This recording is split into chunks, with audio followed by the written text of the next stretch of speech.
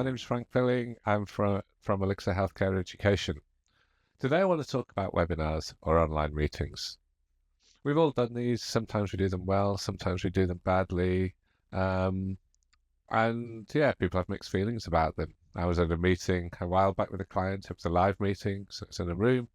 And we were talking about online and hybrid meetings. And he was saying, oh, look, I don't like online. It never works. He said, the technology never works. And um, I thought about that, and I mean, it's interesting. Online meetings came in with COVID. Before COVID, everything was face to face.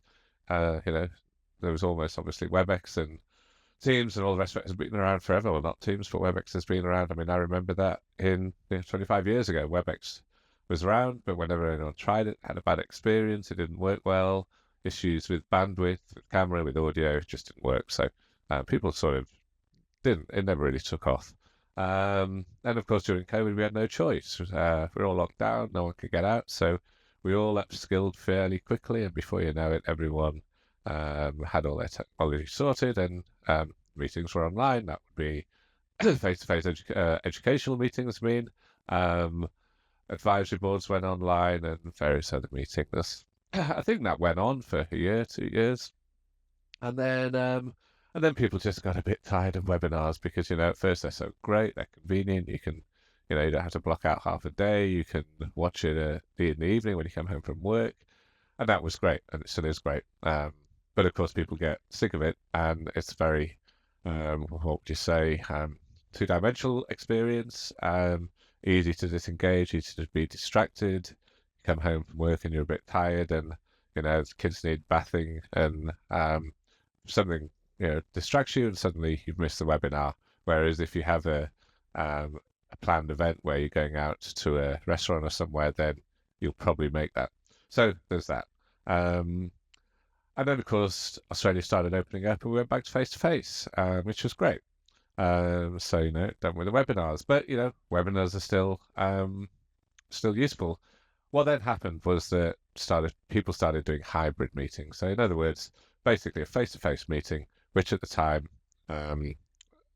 time is put out online so that people can interact from home as well. So it's perfect, really. You have the option, you have all the advantages of a local meeting in Sydney where you invite all your doctors to it, but you also have your people in remote locations around Australia who can dial in too. I mean, I think it's invaluable for people in remote areas of rural Australia where, there are never any meetings. So it's great for them.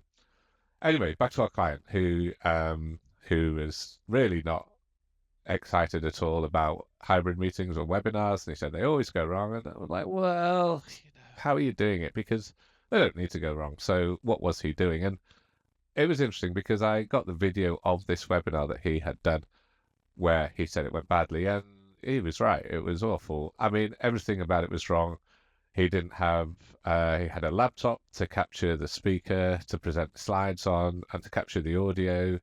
And it just didn't really work very well. So the integrated camera in the speaker, in the laptop was not pointing quite in the right place. He obviously had to read the slides from the same laptop that was recording the video. And the microphone just wasn't very good.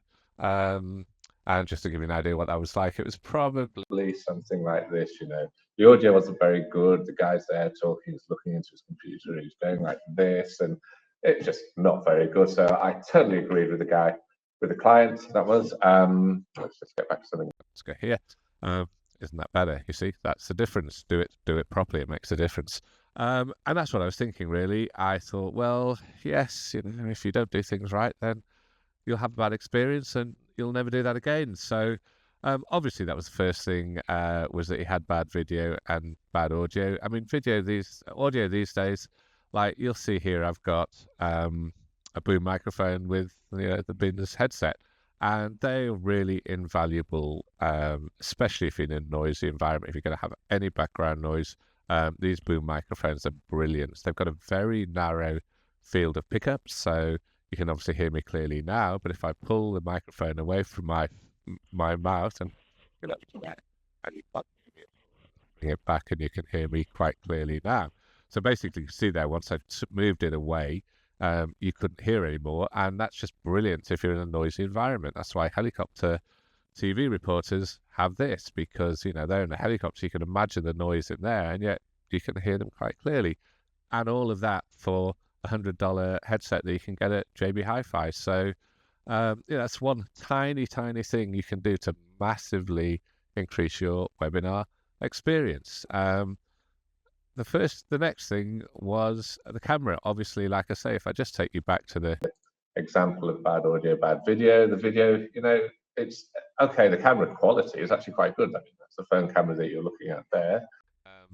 But you can see there that the quality of the camera was quite good, but it's just pointing in the wrong place. And that would be maybe like your, integrated camera in your computer.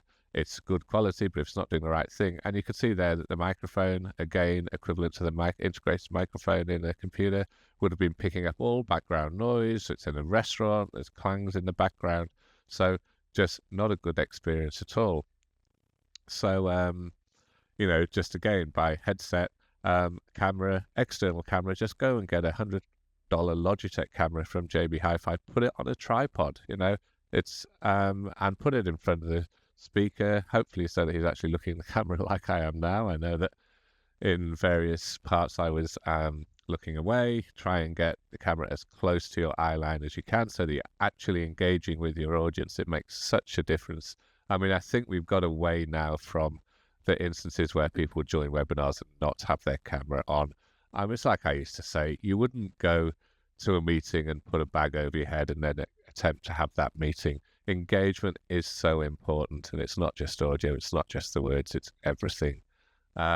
Anyway, so that was so fix up your audio, fix up your video. Now, the next thing you can do is mix it up a bit. So this is me talking now and not presenting. I'm not presenting any slides, but let's just say I did have slides to present. So I'm going to do something like that. That isn't that exciting. Look at that. You can see me in front of the slide. And, I can even point. If I point the right way, I can sort of point a bit and look at that, 10% versus 8%. Sort of a bit of fun, a bit interesting, makes it look different. In this case, I can have other shots. So, this is going to be, obviously, this is another shot of me in my office. So I'll look at that camera now. You can see I'm looking at that camera, but obviously you can see over, let's see if I can do this. There's my web camera. That's the one that I was talking to before. And here, this phone here, see that phone? That was the example that I had of the bad camera. I'll just go to it now. You see it flick through it. That's the phone.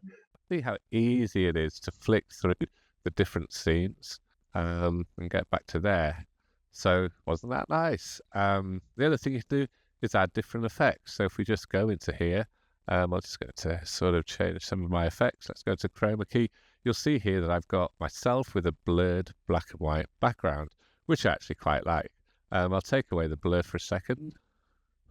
Okay, so now that I've taken out the blur, what I want to show you is face tracking. Now, face tracking becomes quite good. So if I'm in a room and moving around, you can see that it's just, the camera's following me. It's quite good if you, don't really have the, don't have a proper cameraman there, but you can have the experience of following the speaker, which is great. Really like that one. Remove background, that's great. So like that, obviously, that's what I did in the other shot, and that was how I was able to then put the slide behind it. One of my favorites, the one I like the most, I think, is I like the blur background. Just blur the background there. And what we can do is add to that is a color pop like that. And if you saw then, I'll just sort of reverse that. You can see that that's just straight blurred background. You can see if I reverse that, if I turn color pop on, then you have a black and white background, and it just lifts me out of the screen, so I can see and hear you, and I'm very clear to you. I think just quite like that. So that's one of my favorites. So that is basically what you can do around having a webinar. Those were a few very simple things with using a cheap camera.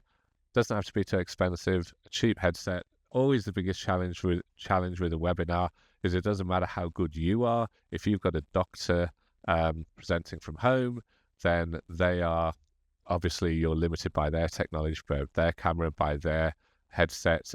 So what we do is we do tech checks with the doctors, and we encourage them to, if their audio is awful, we say, you can go to JB Hi-Fi, And you can buy $100 headset like this, and it'll just be so much better. And they want to look good in front of their colleagues. They want to do it. They don't want to do a webinar where no one can hear them. So, we all think they're busy and they wouldn't have time to do that. But you'll be surprised, and a bit of effort, and you can have a brilliant webinar experience.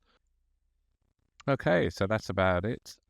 Everything you just saw has been done in real time. There's been no post-production, no video editing, no enhancement, no adding of effects, etc., etc. All of which we can do, and it's something I might talk about in another video. So for now, that's about it. If you are interested, please do smash the subscribe button, hit the like button, get in touch. My name's Frank. It's frank@elixir.net.au. 0416 251 343. Hope to see you again soon. Thank you.